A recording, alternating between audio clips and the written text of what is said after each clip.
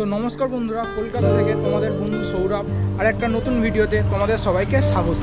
আর আজকে আমি তোমাদেরকে এমন একটা জায়গা নিয়ে যাব, কলকাতার বহু বছরের পুরনো একটা রাজপ্রাসাদ, একটা প্যালেস বলতে পারো। আর সেই জায়গাটা আছে নর্থ কলকাতায়। তো জায়গাটা হচ্ছে কলকাতার মার্বেল প্যালেস। তোমরা কীভাবে আসবে, কোন দিক দিয়ে এলে সুবিধা হবে, মার্বেল প্যালেসের ভেতরে কী কী আছে, সব কিছু খুঁটিনাটি তথ্য এই ভিডিওর মধ্যে আমি দিয়ে দেবো, ঠিক আছে। আর তোমরা কীভাবে আসবে সেটা তোমাদেরকে আমি আগে জানিয়ে রাখি। সব থেকে আসার সুবিধা হচ্ছে মেট্রোর মাধ্যমে। বাসে করে আসতে পারো, বাসে করে এসে গিরিশ পার্কে নেমে সেখান থেকে মাত্র 2 থেকে 3 মিনিটের হাঁটা পথ। আর যদি মেট্রো করে আসো, মহাত্মা গান্ধী মেট্রো স্টেশন 2 নম্বর গেট দিয়ে বেরিয়ে মাত্র 2 মিনিটের হাঁটা পথ, যে কোনো একটা বেছে নিতে পারো, ঠিক আছে। তো আরামসে তোমরা চলে আসতে পারো, একদিনের জন্য আরামসে ঘুরে দেখে নিতে পারো এই মার্বেল প্যালেস। চলো আর বেশি কথা বলবো না আর শুরু করছি আজকের নতুন ভিডিও।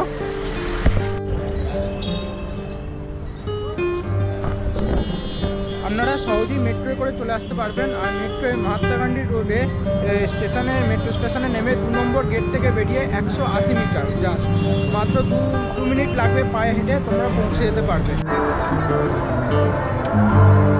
তো মেট্রো থেকে নেমে মাত্র 2 মিনিটের হাঁটা পথ। তোমরা যখন সোজা হেঁটে আসবে দেখতে পাবে এই বিল্ডিংটা, এই বিল্ডিংয়ের ঠিক অপোজিটে দেখতে পাবে মার্বেল প্যালেস লেখা একটা সাইনবোর্ড আছে।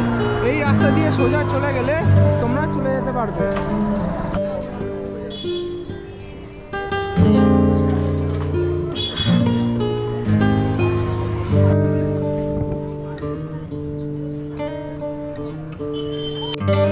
মার্বেল প্যালেস হচ্ছে 19 শতকের কলকাতার অন্যতম সেরা সংরক্ষিত এবং মার্জিত জমিদার বাড়ি। এটি মুক্তারাম বাবু স্ট্রিটে অবস্থিত। ম্যানশনটি মার্বেল প্রাচীর, মেঝে এবং ভাস্কর্যগুলির জন্য বিখ্যাত এবং সেখান থেকে এর নাম হয়েছে মার্বেল প্যালেস। এই বাড়িটির সম্বন্ধে কিছু তথ্য আপনাদের শেয়ার করব। 1835 সালে তৎকালীন ধনী বাঙালি বণিক রাজা রাজেন্দ্র মল্লিক এই বাড়িটি নির্মাণ করেছিলেন এবং ধনী বণিক হওয়ার পাশাপাশি বিভিন্ন স্থান থেকে শিল্পকর্ম সংগ্রহ করার ঝোঁক ছিল তার। এই মার্বেল প্যালেস ম্যানশনটি হলো একটি স্থাপত্যের মাস্টারপিস এবং বাড়িটি স্টাইলের দিক দিয়েও নিও ক্লাসিক্যাল। প্রাসাদটি প্রায় 126টি বিভিন্ন ধরনের মার্বেল দিয়ে তৈরি করা হয়েছে, যা দেশের বিভিন্ন স্থান থেকে বাছাই করা হয়েছে এবং এটিকে একটি স্থাপত্যের সৌন্দর্যে পরিণত করা হয়েছে। এই মার্বেল প্যালেস কলকাতার স্থাপত্য শিল্পের এমন এক অদ্ভুত নিদর্শন এবং কলকাতার আর এক জাদুঘর বললেও ভুল বলা হবে না। তো বন্ধুরা, যদি ভেবে থাকো একদিনের জন্য কলকাতার কোথায় ঘুরতে যাবে, তাহলে আমি তোমাদেরকে এই জায়গায় অবশ্যই ঘুরতে আসার জন্য বলবো। এই মার্বেল প্যালেস মিউজিয়ামের মধ্যে পৃথিবীর এমন কিছু দুর্লভ ভাস্কর্য, চিত্রশিল্প রয়েছে যা তোমরা দেখলে অবাক হতে বাধ্য। তো আরেকটা ভালো জিনিস তোমাদেরকে বলে রাখি, তোমরা যখন এই মার্বেল প্যালেসের ভেতরে সমস্ত কিছু দেখার জন্য ঢুকবে, একজন গাইড থাকবে তোমাদেরকে, যা সমস্ত কিছু তোমাদেরকে ডিটেলসে বলে দেবে।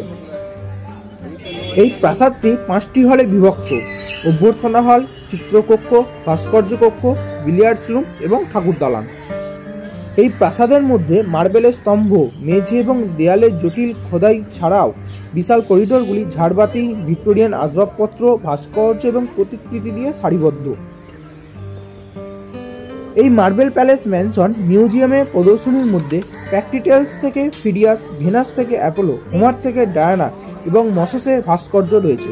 ভিক্টোরিয়ান আসবাবপত্র, বেলজিয়ামে কাঁচের পাত্র, গেম ট্রফি এবং সূক্ষ্ম চিত্রকর্ম, যার মধ্যে মুরিলো, রেনল্ডস এবং রুবেন্সের মূল চিত্রগুলি সংগ্রহের মধ্যে উল্লেখযোগ্য নিদর্শন। এই মার্বেল প্যালেসের মধ্যে 1830 সালে ইটালি এবং বেলজিয়াম থেকে আনা 76টি দুর্লভ শিল্পকর্ম রয়েছে, যা গত 180 বছরে সংগৃহীত মূল্যবান প্রত্নবস্তুর ভাণ্ডারে পরিণত করেছে।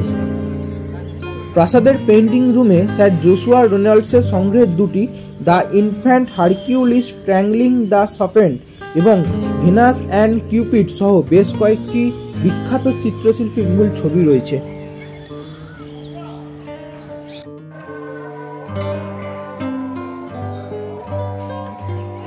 তারপরে সামনের বাগান পেরিয়ে ডান দিকে ঢুকলেই দেখতে পাবেন এখানকার সেই বিখ্যাত জিনিসটা। সেটা হচ্ছে এই পরিবারের প্রাইভেট প্রপার্টি হিসেবে সংরক্ষিত এখানকার চিড়িয়াখানা। আর একটা অদ্ভুত ব্যাপার হলো, আমাদের ভারতবর্ষের প্রথম চিড়িয়াখানা হচ্ছে এটি। এখানে আছে হরিণের বিভিন্ন প্রজাতি, তাছাড়া হর্নবিল, ম্যাকাও, তোতা, হাঁস, আরও বিভিন্ন প্রজাতির পাখি, আরও তারও সাথে দেখলাম বিভিন্ন প্রজাতির 2-3টে ময়ূর।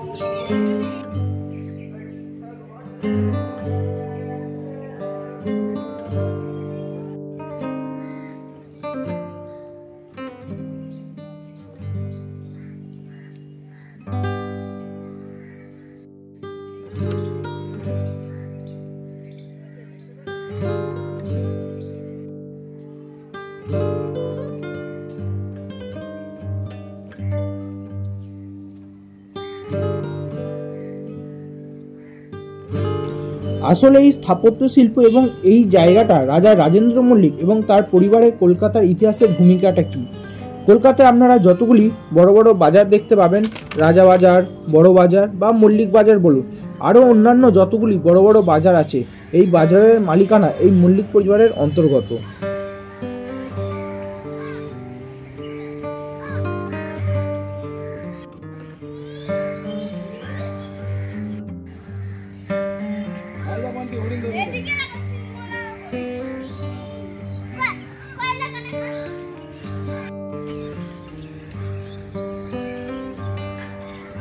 তো বন্ধুরা, এই পর্বে ভিডিওটা তোমাদের কেমন লাগলো আমাকে অবশ্যই কমেন্ট করে জানিও। আর অন্য কোনো কিছু জানা থাকলে অবশ্যই কমেন্ট সেকশনে কমেন্ট করো।